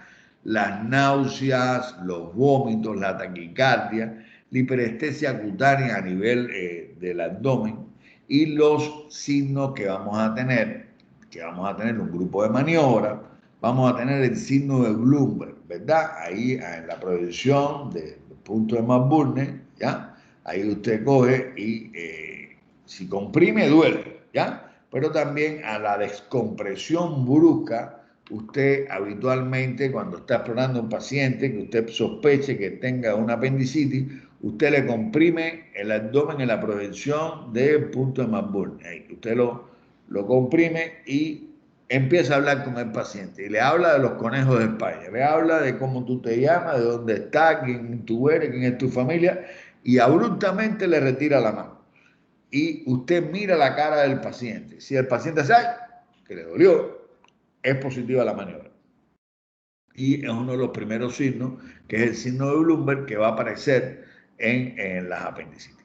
Ustedes van a tener otras maniobras, la maniobra del psoas, la maniobra del obturador, son las fotos esas que ustedes ven ahí. Van a ver la maniobra de Rolsing, por ejemplo, que es que usted coge con el puño cerrado, lo pone a nivel del ciego y desplaza con ese puño el intestino y el gas que usted desplaza va a dar dolor a nivel del, ¿cómo se llama? Dolor a nivel del apéndice. También puede poner al paciente que se pare en sus talones, si se para en punta de pie y se debe caer sobre los talones, eso le genera dolor. Yo me recuerdo que mi profesor de pediatría subía a los chicos cuando sospechaban una apendicitis, lo subía en un banquillo, ya en el banquito, normal de eso para subir a las camillas y demás, que eso habitualmente en los hospitales pediátricos tiene una escalerilla, ¿no? Y entonces los chicos les decían, a ver, lánzate. Y cuando los chicos se lanzaban, eso le daba dolor. Y entonces ahí ya, él decía, tiene una apendicitis, ¿ya? Es decir, eso uno lo puede modificar las maniobras y pudieran tener sintomatología. Aquí habitualmente el signo de Bloomberg es el que es cardinal, van a tener el punto de Morris también positivo, van a tener otras maniobras que podrían ser dolorosas, que ya les dije que en aras del tiempo vamos a explicar y vamos a verla la próxima semana, que yo tengo unos videos de todas esas maniobras para que ustedes sedimenten conocimiento. En definitiva, va a haber signo de peritonismo y van a ver un grupo de maniobras que van a dar dolor o que pueden generar dolor y que obedecen a la irritación de ese peritoneo en esa zona. La perforación. La perforación es la peor de todas, es la peor de los abdómenes agudos clásicos, ¿verdad? Aquí en las perforaciones vamos a ver que pueden haber perforaciones en cualquier órgano hueco, en sentido general. La perforación tiene que ser, por supuesto, un órgano hueco. Pueden haberla a nivel del estómago, del duodeno, del intestino delgado, del intestino grueso. Las principales causas de perforación en gran medida, yo le diría a ustedes que son los divertículos del colon, la diverticulitis en sentido general son las principales causas de perforación, pero muchas entidades que dan lesiones ulcerativas, como son la colitis ulcerativa idiopática, como pueden ser las amebas, como pueden ser la fiebre tifoidea, como pueden ser los divertículos, los cánceres que muchas veces se perforan. Ya, en sentido general son varias las causalidades que pueden darte un origen a una perforación. La perforación, cuando ocurre, en primer lugar, el intestino va a dejar escapar su contenido, o sea, el estómago, o sea, la víscera que sea, va a dejar escapar su contenido hacia la cavidad peritoneal. Habitualmente lo primero que trata de suceder o lo que sucede, que no les he hablado de esto porque no es motivo de la clase, sino estoy hablando de semiología, pero muchas veces lo que pasa es que el organismo, el epiplón, trata de bloquear esa zona y esto sí pasa clínicamente. Usted lo que hace es que toca una empaquetadura en la zona donde se perfora porque muchas veces el organismo lo que hace es que tapa o trata de tapar ese hueco, ¿no? y entonces crea un plastrón, como pueden ser el plastrón apendicular, como pueden ser el plastrón vesicular, que muchas veces necesita, porque se engloba bastante asas delgadas y demás por el producto del epiplón, y ese es el mecanismo que tiene el organismo para salvarse sin que usted lo opere. Pero la inmensa mayoría de las veces eso no ocurre, eso ocurre en un porciento relativamente pequeño. Y lo que ocurre es que se va a liberar el material o el contenido que está en la luz de ese intestino hacia el peritoneo, provocando una marcada respuesta inflamatoria con aumento de la permeabilidad en las vísceras. Van a haber por supuesto, el organismo es sabio, trata de defenderse, va a haber una disminución del peristaltismo. Las personas tratan de ni moverse porque todo le duele, todo el peritoneo está inflamado, no es solamente la proyección de una víscera, sino todo el peritoneo. Entonces, las personas ni se mueven, no respiran, la respiración se le hace quieta, ¿verdad? El paciente sufre una sepsis grave como tal, porque la respuesta inflamatoria es mucho más sistémica. Hay hipotensión, hay taquicardia en los primeros momentos, hay una marcada deshidratación, la fase es hipocrática, y el paciente cae en una sepsis grave con un fallo multiórgano, pudiendo llevar a la muerte en poca cantidad de tiempo, producto de todas estas múltiples complicaciones, de toda esta cascada inflamatoria que ocurre producto de esta peritonitis, ¿verdad? La peritonitis, bueno, aquí la habían visto ustedes, miren, le había comentado con anterioridad la primaria, la secundaria y la peritonitis terciaria. Entonces, el cuadro clínico, por regla general, va a ser un paciente que va a tener una fase hipocrática. Momentito. El paciente va a tener una fase hipocrática originada por el dolor abdominal intenso, va a tener un abdomen que no va a seguir los movimientos, que no va a seguir los movimientos respiratorios, que no va a seguir los golpes de tos, ¿ya? En la hipertensión va a tener esa fase dolorosa, que es la fase álgica, va a tener una contractura muscular en sentido general extrema, permanente. El abdomen se dice que tiene un abdomen en tabla, ¿ya? Y la triple sinología que se habla es que el paciente con esa contractura que va a tener, si usted no lo opera, el paciente está gritando, opérame, si usted no lo opera en breve, el paciente va a caer en manera bastante rápida y bastante, digamos, expedita. El paciente va a llevar a una muerte en breve, ¿ya? El abdomen en este tipo de pacientes es un abdomen que va a estar totalmente contraído, con una musculatura que no se deja deprimir en lo absoluto, no sigue los movimientos respiratorios, no sigue los golpes de tos. El paciente se va a mantener totalmente inmóvil con una fase hipocrática, taquicárdico, fiebre, ausencia total de incursión abdominal durante la respiración. El abdomen va, igual que hago con la maniobra de Murphy, va a hacer esta maniobra de la Eneau, que es lo mismo, pero que sencillamente donde quiera que usted descomprima el abdomen, el dolor se va a hacer mucho mayor. Existe también la desaparición de la matidez hepática. Como hay gas, el gas se va a tratar de trasladar hacia el espacio subdiafragmático y usted percute en la proyección de ahí del hígado, sobre todo a nivel de la séptima, octava, novena costilla, usted percute y usted va a perder la matidez hepática, va a tener un área de submatidez, ¿ya? Igualmente el paciente va a estar hipotenso, va a estar con leucocitosis, va a tener una desviación izquierda en la realización de su leucorama y además de eso en la radiografía simple, cuando usted la practica, usted va a ver la presencia de aire, ¿ya?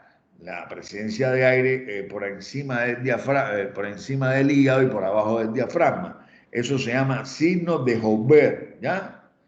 Entonces, hay veces,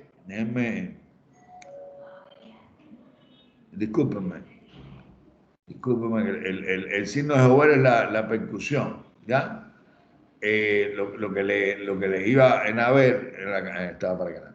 Está el signo de Popper, que es la presencia de gas acá. Esto se llama signo de Popper, que es la expresión radiológica del signo de Joubert, que es el verdadero signo, ¿verdad? Pero hay veces que aquí se mete el intestino grueso y usted lo sabe diferenciar porque usted ve los austros aquí. Y eso se llama signo de chilaiditi.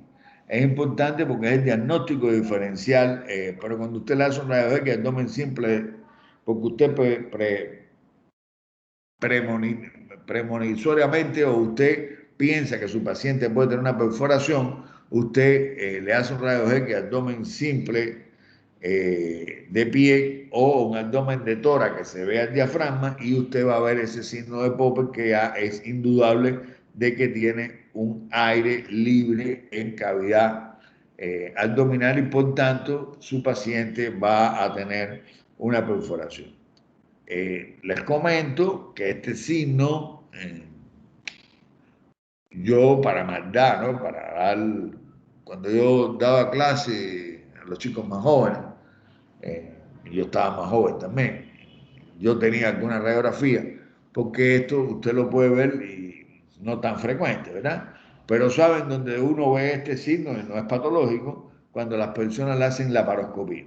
Cuando las personas le hacen laparoscopía, tienen aire dentro de la cavidad abdominal, y entonces usted aprovecha y le hace la radiografía a ver el signo de Popper.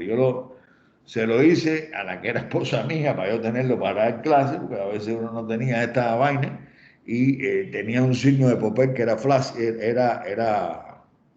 no era real porque era producto de una instrumentación, pero me servía, ¿no? Lo guardé durante muchos años para enseñarle el signo de Popper. Y tenía otras de chilaiditi también. Ahí ven ustedes las perforaciones en el intestino.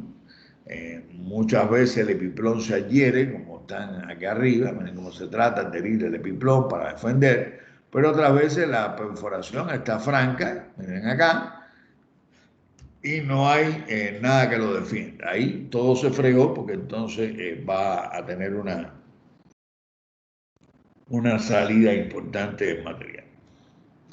Entonces, chicos, ahorita les voy a poner un vídeo que demora como unos 40 minutos más o menos, que con eso finalizaríamos la clase. Al término de esto, algún comentario y con eso terminaríamos, ¿ya?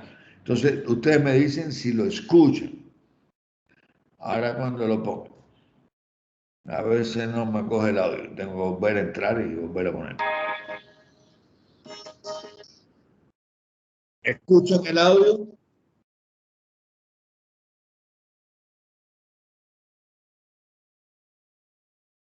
No, doctor.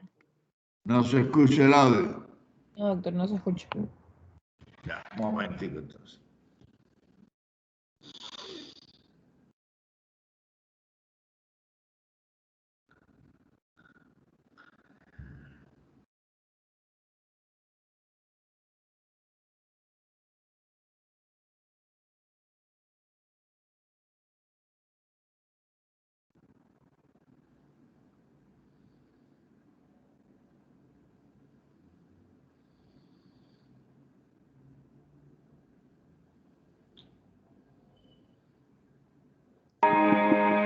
Ahora sí.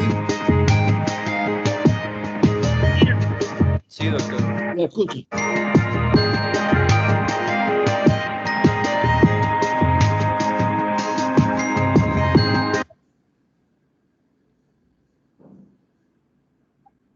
Sus.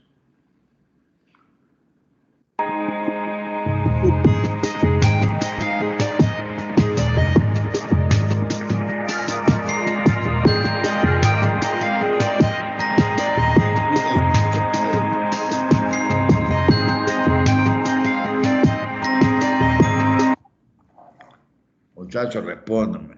¿Oyen el audio o no? Sí, doctor, Sí, doctor, sí se escucha. Disculpen, respóndanme que si no yo no sé.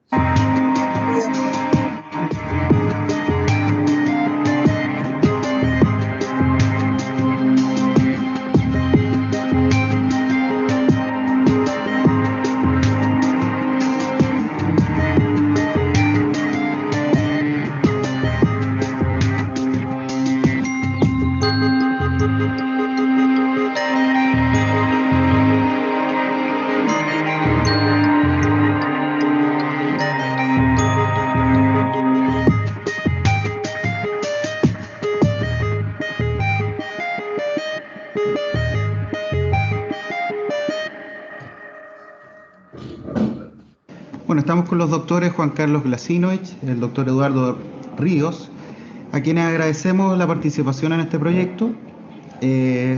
Ambos son gastroenterólogos y son docentes de la Facultad Clínica Alemana, Universidad del Desarrollo. Antes de pasar a revisar nuestro capítulo de examen abdominal, queremos analizar algunos aspectos, doctora. Doctor Ríos, en primer lugar, ¿por qué es tan trascendente realizar un buen examen físico abdominal? Primero, yo creo que es una cosa casi obvia. Si tú haces un mal examen abdominal, puedes errar varios diagnósticos.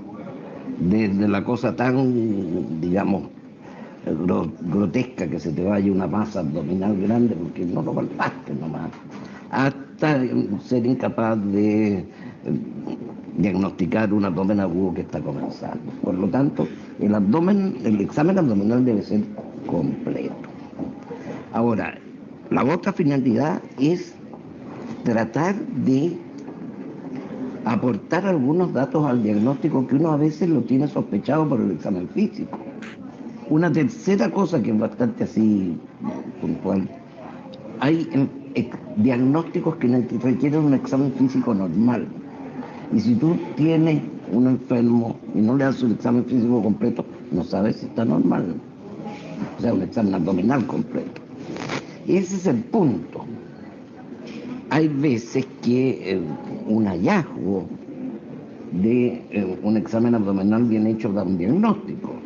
Por eso que es clave, oye, yo creo, como en toda la semiología casi, que el examen abdominal debe ser completo. Por otro lado, hay muchas maniobras dentro del examen abdominal. Hay muchas técnicas, incluso entre distintos profesionales. ¿Por qué tantas maniobras, doctor Glasinovich? ¿Por qué este examen abdominal es tan rico en ese sentido?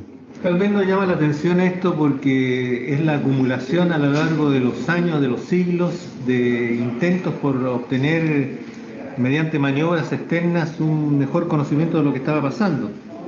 Ahora, yo creo que el hecho de que exista también varias maniobras es porque la aproximación física al paciente no nos da datos muy exactos y necesitamos la acumulación de datos para tratar de tener una impresión lo más precisa posible. Cuando hay muchas maniobras para algo, quiere decir que ninguna es perfecta. Si hubiera alguna que fuera con gran certeza, sería la única. Bueno, eso, y es porque la semiología, como decía el doctor Glasinovich, es una ciencia antigua, se ha ido perfeccionando con el tiempo. La correlación anátomo-clínica hizo que algunas maniobras sencillas correspondieran habitualmente a una patología que la autopsia a veces nos decía.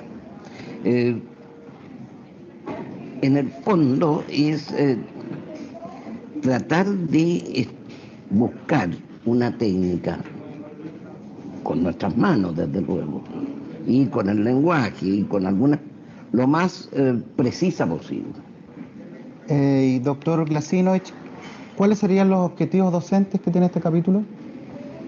Bueno, los objetivos docentes es adquirir una técnica de aproximación a la anatomía del paciente, desarrollar una disciplina que esté bien fundamentada en maniobras establecidas, que permitan un lenguaje homogéneo respecto a los hallazgos, y también muy importante esta aproximación física en la relación médico-paciente, en la cual significa por parte del paciente la confianza que tiene en el médico de entregarle su cuerpo, digamos, para que sea explorado, y por parte del médico la responsabilidad de no invadir ese organismo que está frente a él, sino que aproximarse en forma cariñosa, diríamos, y responsable a su cuerpo.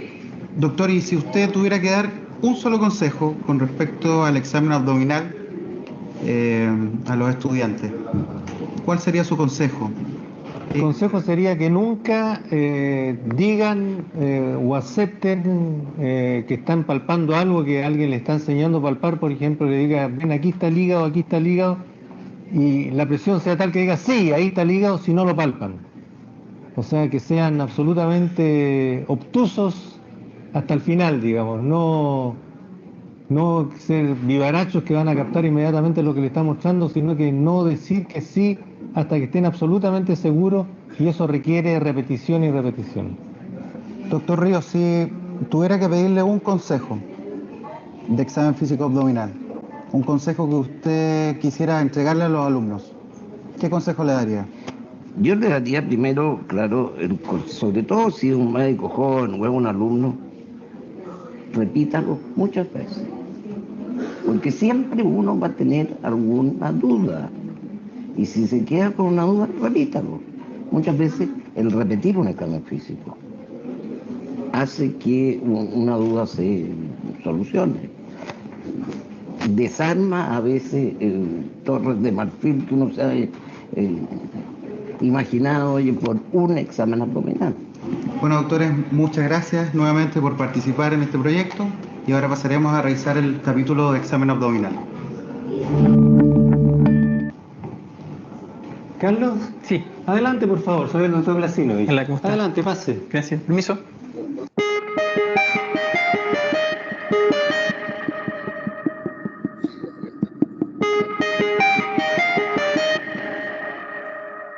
Buenos días, ¿cómo está usted? Bien, doctor, ¿y usted? ¿Está bien? O sea, ¿Por qué en realidad viene no. entonces? Lo que pasa es que me duele un poco la guata. Me siento hinchado y me duele. ¿Eso de ayer o es algo que se arrastra durante algún tiempo? El examen abdominal, al igual que en todo otro examen, debe partir por una buena historia clínica que consiste en la identificación del paciente, motivo de consulta, anamnesis próxima, anamnesis remota y revisión por sistemas. ¿El dolor ha estado permanente o hay momentos en que se le quita y momentos en que le viene? Se mantiene permanente. Se mantiene Sí. permanente. Incluso durante la noche, por ejemplo, ¿le cuesta dormirse en la noche por el dolor? Específicamente en relación a la anamnesis próxima que realizaremos, la semiología abdominal presenta una rica gama de síntomas y signos. Dentro de los más comunes se encuentran dolor, náuseas y vómitos, cambio en hábitos intestinales, diarrea, constipación, ictericia, distensión abdominal, prurito, sangrado intestinal, hematemesis, melena, rectorragia, pirosis. ¿Se ha sentido afibrado también o no? No, eso lo... Eso. ¿Ha tenido ganas de vomitar? No. Tampoco. Otro punto importante a destacar es la anamnesis remota, en la que es muy relevante mencionar con las comorbilidades de este paciente, como diabetes mellitus o daño hepático crónico, las que pueden o no estar influyendo en el origen o presentación de la enfermedad actual, hábitos como el uso de alcohol o drogas intravenosas, uso de medicamentos e inmunizaciones, especialmente relevantes para la patología abdominal. Por último, una breve revisión de los sistemas que todavía no se han explorado da más seguridad que la información esté completa y muchas veces nos permite aclarar dudas para plantear finalmente nuestra hipótesis diagnóstica y evitar que algo se nos escape.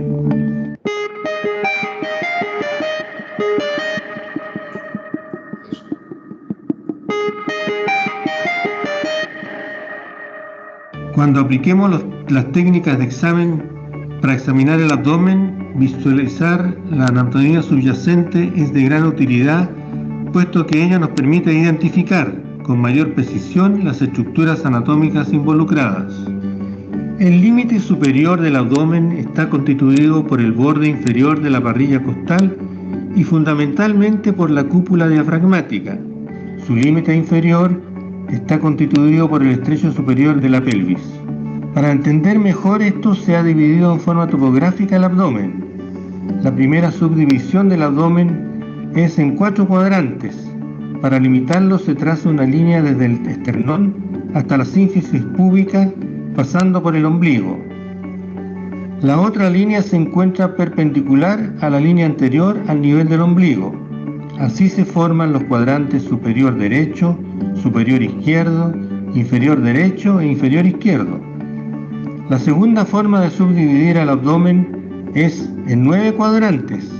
Para ello se trazan 2 líneas que se extienden desde la línea medio clavicular hasta la mitad de los ligamentos inguinales, siguiendo la línea del músculo recto del abdomen.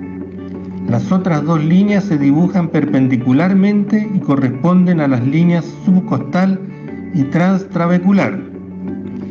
Los cuadrantes son epigastrio, umbilical, hipogastrio, hipocondrio derecho e izquierdo, flanco derecho e izquierdo, fosa ilíaca izquierda y derecha.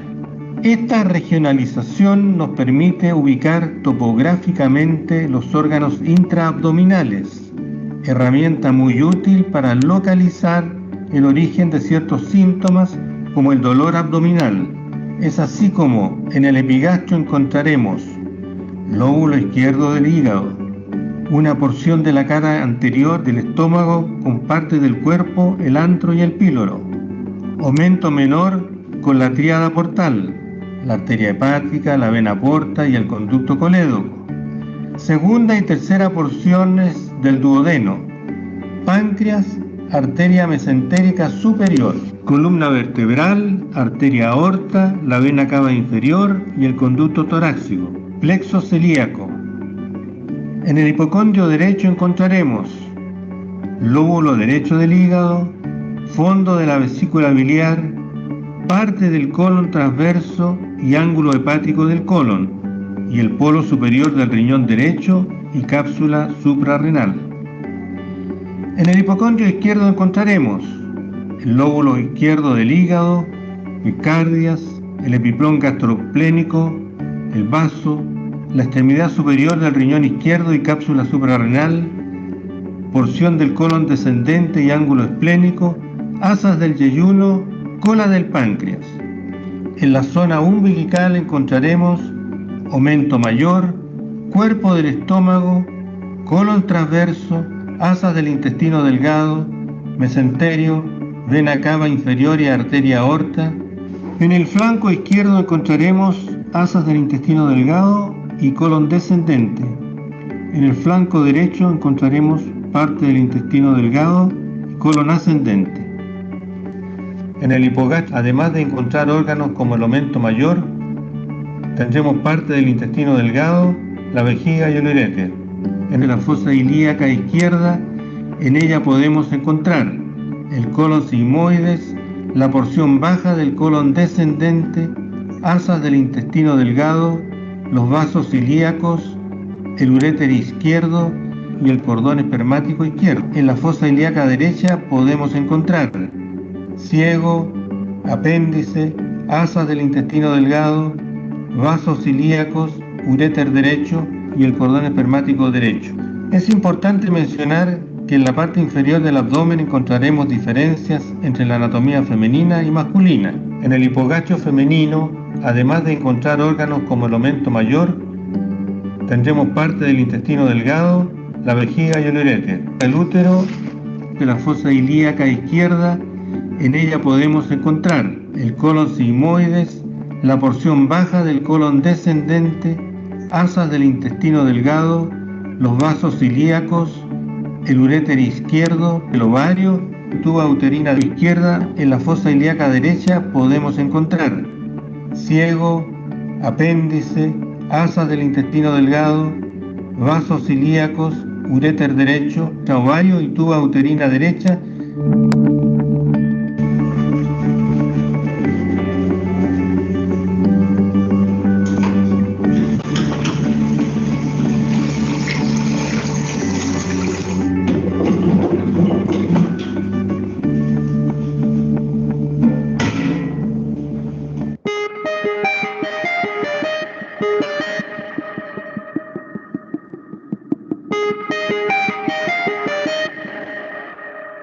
Bueno, en este momento vamos a comenzar el examen físico abdominal. El abdomen primero debe, para hacer un buen examen, debe quedar descubierto por lo menos hasta por debajo de la espina ilíaca, donde comienza cercano a la sínfisis pubiana. Vamos a bajar un poquitito esto, ahí. Ya. El examinador debe estar de pie a la derecha del paciente. Es muy importante recordar que si el paciente se ha quejado de dolor abdominal, se debe examinar esa área al último para evitar provocar resistencia muscular voluntaria. El examen físico abdominal incluye inspección, auscultación, percusión, palpación, examen específico de órganos intraabdominales y examen rectal. Comenzaremos con la inspección del abdomen. Dentro de este punto es necesario precisar el contorno del abdomen, la simetría de los hemiabdómenes, los movimientos respiratorios del paciente, la presencia de pulsaciones y peristaltismo, la integridad de la piel y la presencia de masas. Es importante destacar que el primer paso es observar la apariencia general del paciente. Aquellos que presentan cólicos renales o biliares están en constante movimiento, en cambio los con peritonitis se mantienen quietos en la camilla para disminuir su dolor. Pueden estar acostados con sus rodillas recogidas porque así se reduce la presión intraabdominal.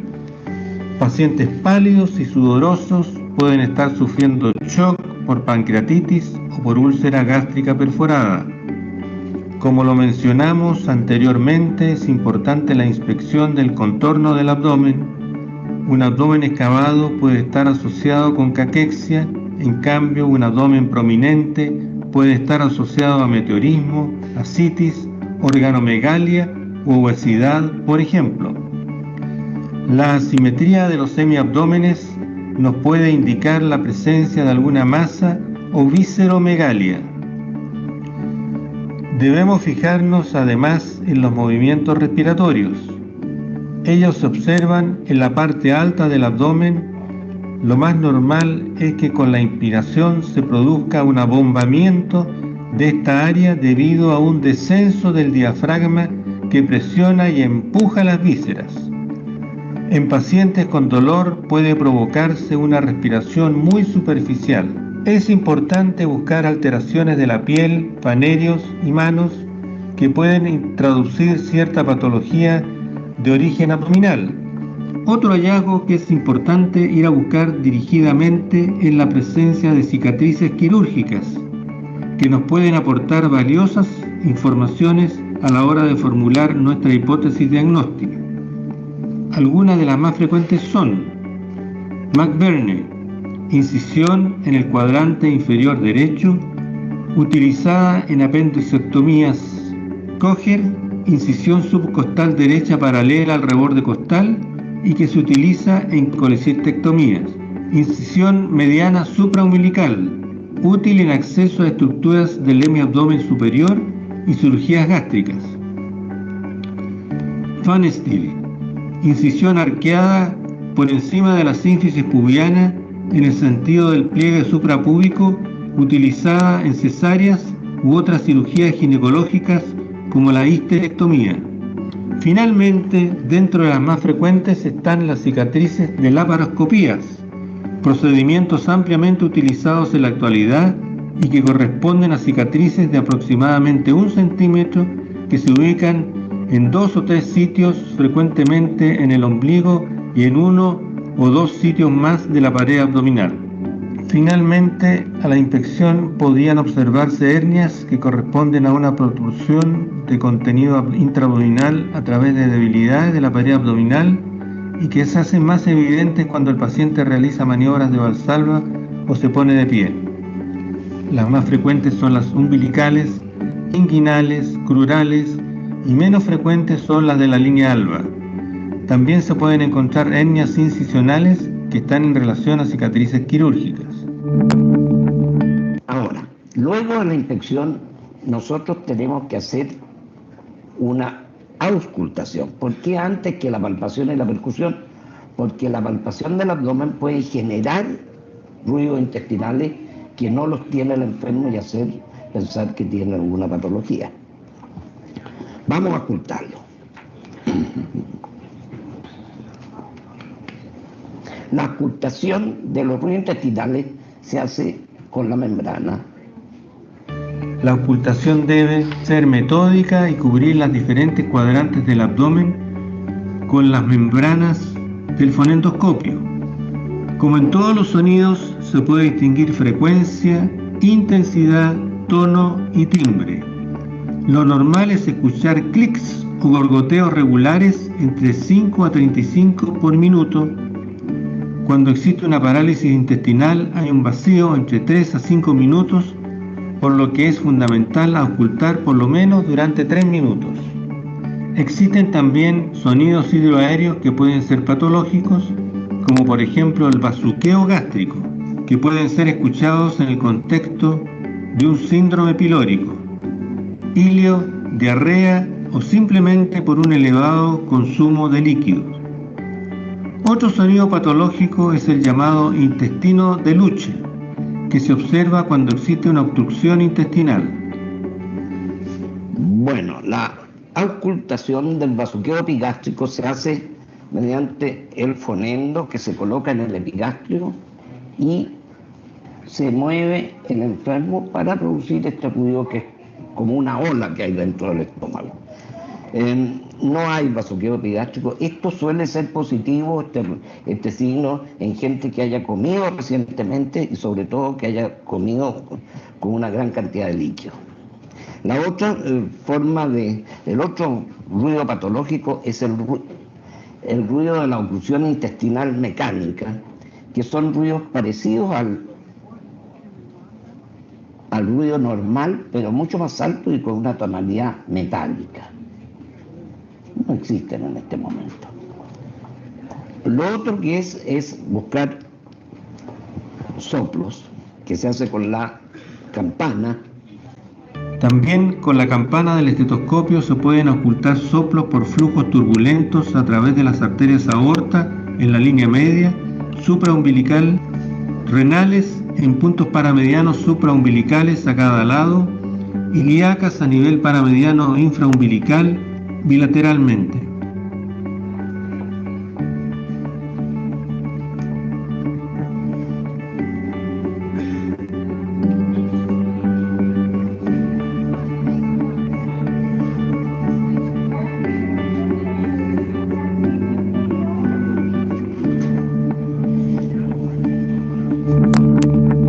La percusión, que es la otra medida que podemos hacer, se hace, digamos, en todo el abdomen.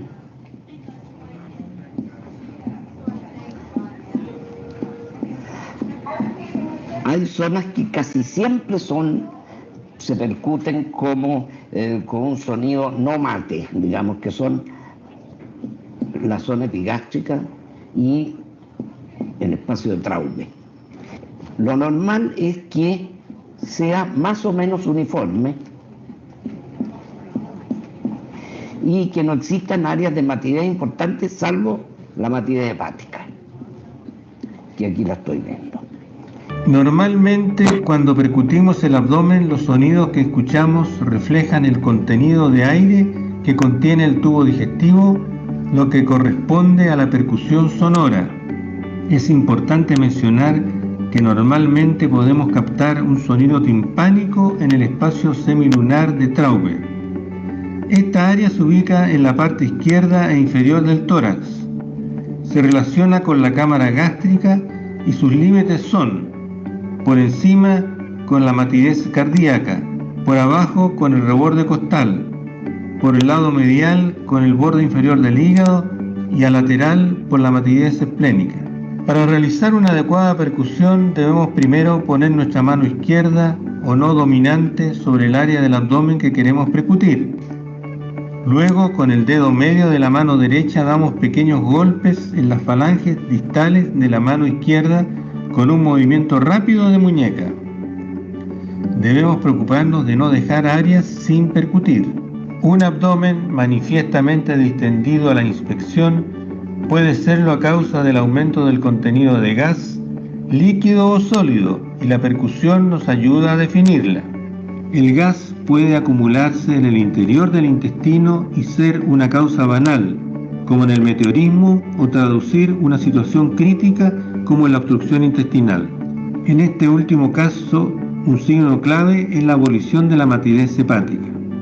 Cuando hay líquido acumulado dentro del abdomen, se produce lo que se llama la ascitis. Fundamentalmente ese es el líquido más frecuente que se acumula en la cavidad peritoneal, y la maniobra para pesquisar el ascitis es buscar hacer mediante la percusión una matidez desplazable. ¿Cómo se busca eso? Se coloca el enfermo en decúbito dorsal y se percute fundamentalmente el epigastrio y los flancos. Ahora, al enfermo se le pide que se dé vuelta. La ascitis es la acumulación de líquido en la cavidad peritoneal. Existen maniobras semiológicas que permiten ponerla de manifiesto, como por ejemplo verificar si es que existe matidez desplazable hacia las zonas de declive. Para realizarla debemos percutir el epigastrio y los flancos del paciente en decúbito dorsal y luego hacer lo mismo con el paciente en decúbito lateral. Así podemos constatar variaciones en la sonoridad de estas áreas. La distensión global del abdomen, que traduce una lesión sólida, es menos frecuente. Siempre considerar el embarazo en pacientes en edad fértil. Las masas inflamatorias y tumorales suelen ser circunscritas. También puede haber aumento de volumen por un globo vesical. El tipo de sonido que obtendremos en cada caso será diferente. La palpación debe hacerse de dos maneras. Uno,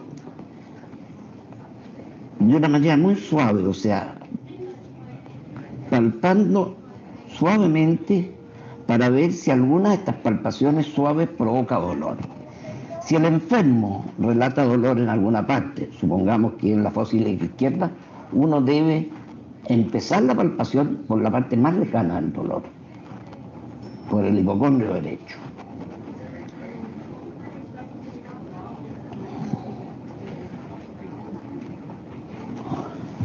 Una vez efectuada la palpación, ¿qué es lo que nos va a decir esto? Si hay o no hay algún dolor localizado. Segundo, si aparece resistencia muscular. ¿Qué es lo que es la resistencia muscular? Si hay alguna zona o una resistencia muscular generalizada que no es voluntaria y que hace que se contraiga el músculo, y eso significa cierto grado de irritación peritoneal. Primero comenzaremos palpando superficialmente con nuestra mano hábil. Ponemos la palma de la mano en el área a examinar y con los dedos hacemos presión suave y uniforme. Se recorre el abdomen en todos los cuadrantes con un movimiento continuo, cuidando de no dejar espacios sin palpar. Es muy importante observar las expresiones en la cara del paciente mientras se palpa para ver signos de dolor o malestar a la palpación. A continuación realizamos la palpación profunda. Esta nos permite identificar con más detalles las estructuras intraabdominales y masas anormales. Debemos recorrer todos los cuadrantes de manera continua y uniforme, igual como lo hicimos en la palpación superficial. En la palpación profunda también es posible realizar una palpación bimanual colocando una mano sobre otra. Ante la duda si la masa es de la pared o intraabdominal, se solicita al paciente levantar su cabeza y los hombros, lo que provoca un aumento de tensión de los músculos abdominales. Si la masa se encuentra en la pared, sigue palpándose En cambio, si es profunda, se vuelve más difícil de percibir. Cuando uno palpa una masa, con la palpación profunda, que para eso es importante es si la masa es, dónde está ubicada, si se desplaza o no se desplaza, si es dolorosa o no dolorosa, si late o no late, si sopla o no sopla. Eso nos va a decidir qué tipo de masa es.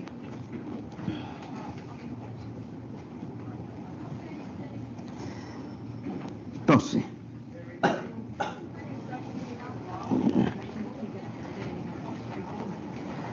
ahora viene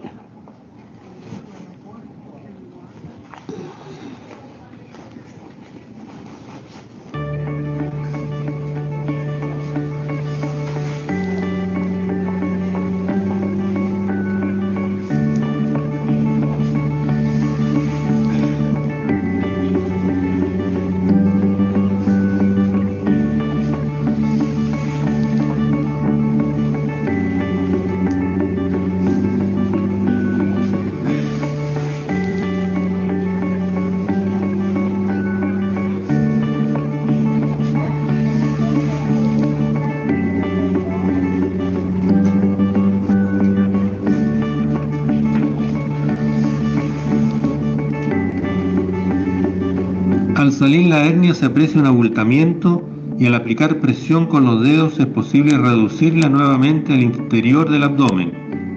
Cuando esto ocurre, se siente el deslizamiento del contenido del saco herniario hacia el interior del abdomen y eventualmente se escucha el gorgoteo del asa intestinal. Esta sensación es categórica de la existencia de una hernia.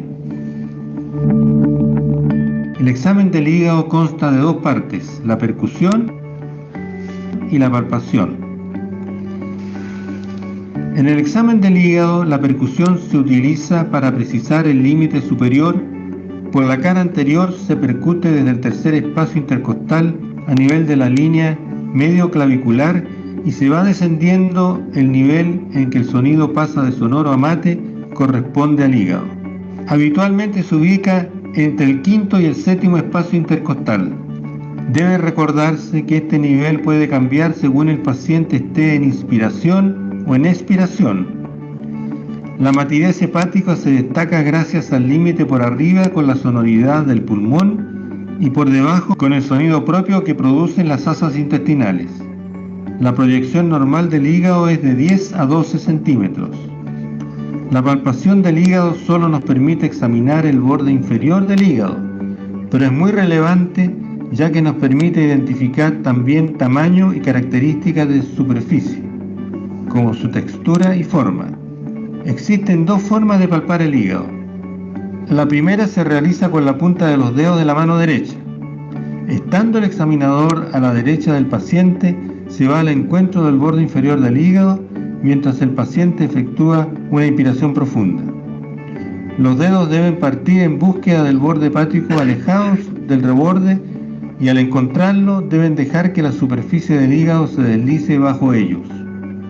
La segunda maniobra de palpación es la maniobra de enganche, que se realiza estando de pie cerca del hombro derecho del paciente y se enganchan los dedos de ambas manos alrededor del reborde costal derecho intentando encontrar su borde hepático.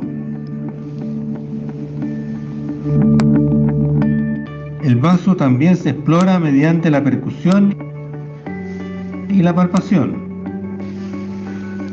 Se encuentra bajo la parrilla costal entre la sexta y décima costilla, a nivel de la línea medio axilar, en una posición oblicua. Solamente el polo inferior puede llegar a palparse, pero generalmente en los adultos no es posible hacerlo. Muchas veces, si el vaso es palpable, significa que está aumentado de volumen. Se examina con la mano derecha estando el paciente en decúbito supino y el examinador a su derecha.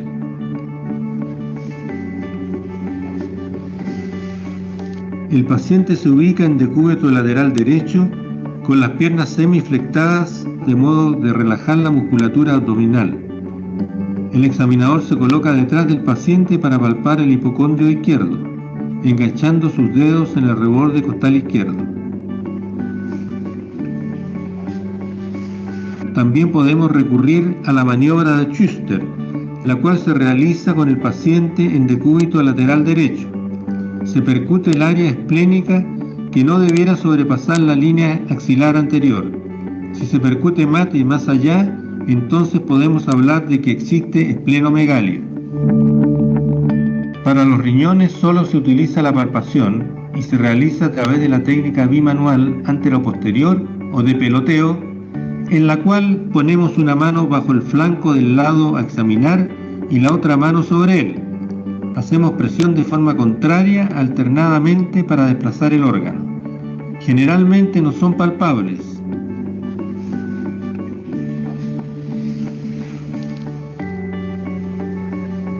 A continuación.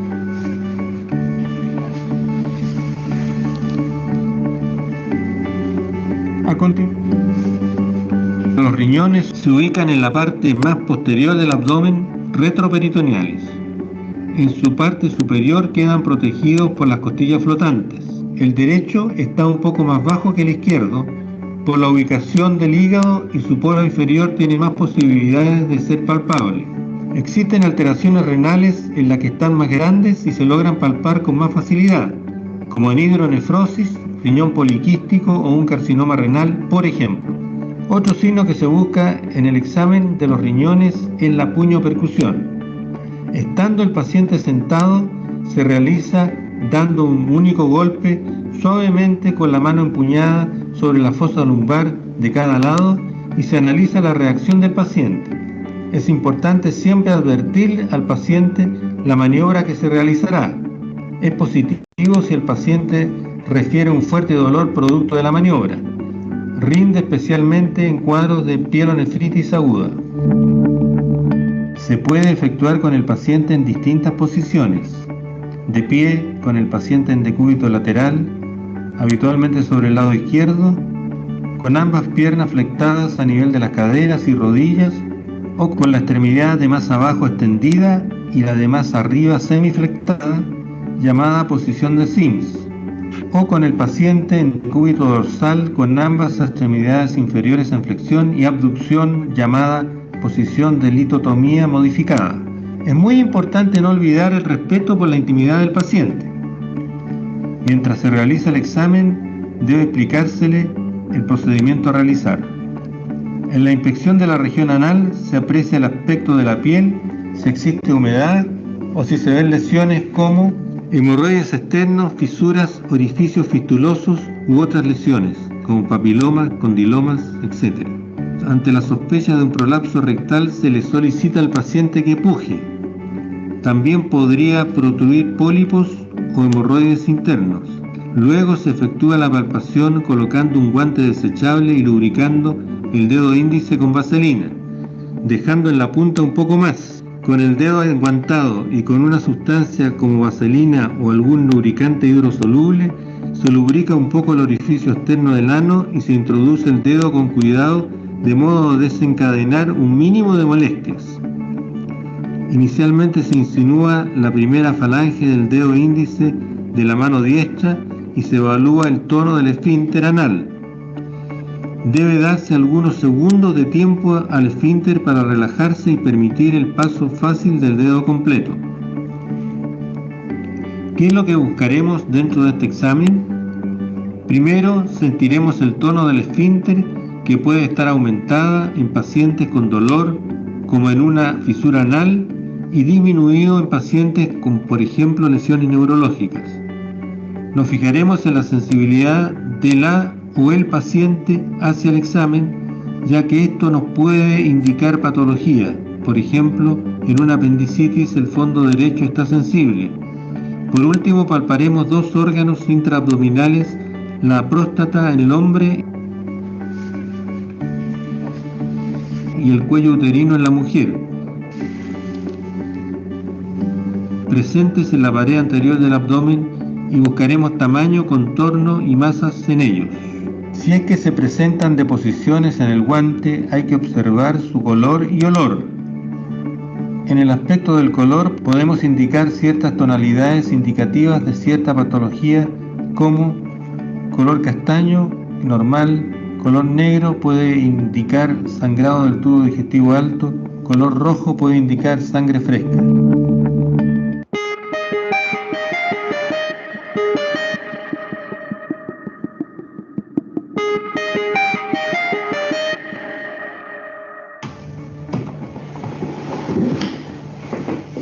Finalizando el capítulo de examen abdominal con los doctores Glasinovich y Ríos, es necesario realizar una descripción de los hallazgos encontrados durante el examen físico. Inspección. Abdomen plano. No presenta cicatrices, vello de distribución androide. Auscultación. Ruidos hidroaéreos presentes, sin presencia de soplos. Palpación. Abdomen blando, depresible e indoloro a la palpación. No se evidencian masas. Percusión. Sonoridad conservada a la percusión. Examen de hígado, vaso y riñones. Proyección hepática de 8 centímetros. El límite inferior se palpa a 1 centímetro bajo el reborde costal derecho de consistencia normal. Vaso y riñones no palpables. Puño percusión negativa. Examen de región perianal y tacto rectal. Piel de coloración normal sin presencia de lesiones a nivel perianal. Esfínter anal externo de tonicidad normal. Próstata de superficie regular, blanda, indolora, de tamaño conservado. Sin presencia de masas o sangrado del tracto rectal. Con esto damos por finalizado el examen físico abdominal.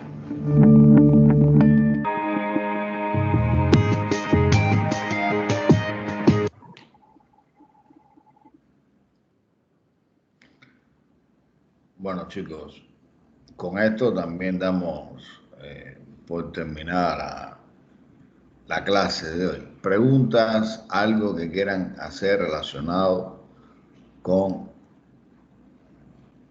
la clase de hoy, el vídeo que vieron? Doctor, yo tengo una preguntita.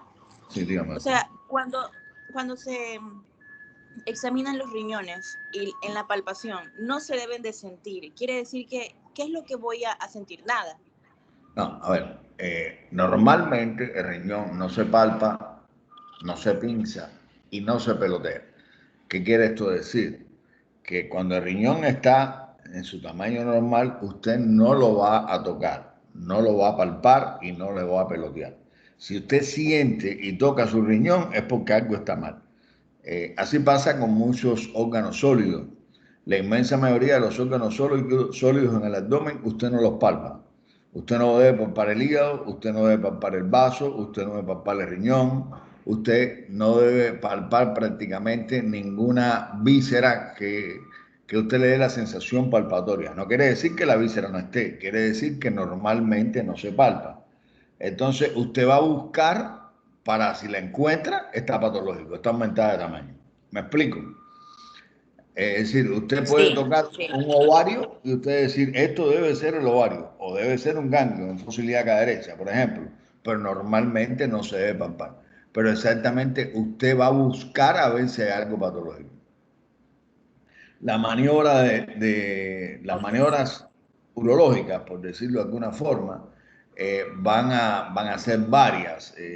No sé si toca, creo que no, porque no he revisado del todo, pero no me recuerdo si urogenital, yo creo que sí o no va a esto, ya ustedes lo vieron en la semiología pasada. Creo que no lo han visto y creo que lo tendrán que ver en esta semiología, ¿no? Me parece que ustedes nada más que vieron cardiovascular y respiratorio. Cuando lo veamos, ustedes verán que no es solamente esa la maniobra que ustedes vieron ahí. Ustedes urológicamente van a tener los puntos pilorreno-ureterales superiores, medios, inferiores, anteriores. Y van a tener los puntos pilorreno-ureterales posteriores, que es el costo vertebral y costo muscular.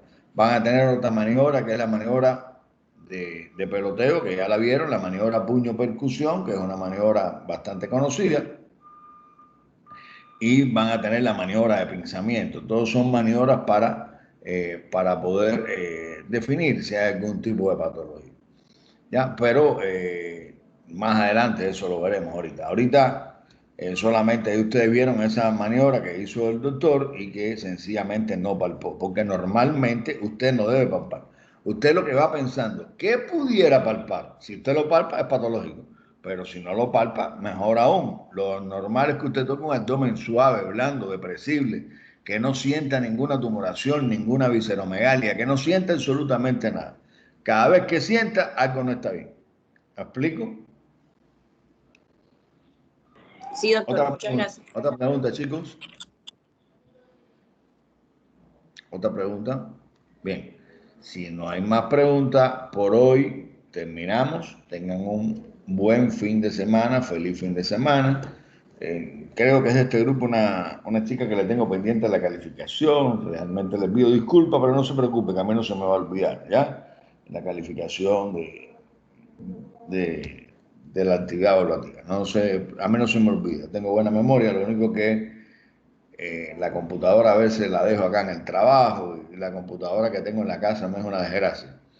Entonces, si no, este fin de semana no voy a estar, pero sí, no voy a tener la compu en la mano, pero al menos se me olvida. Más tardar el lunes, y si es posible lo hagan el mismo día de hoy para arreglarle un problema que tienen en su calificación.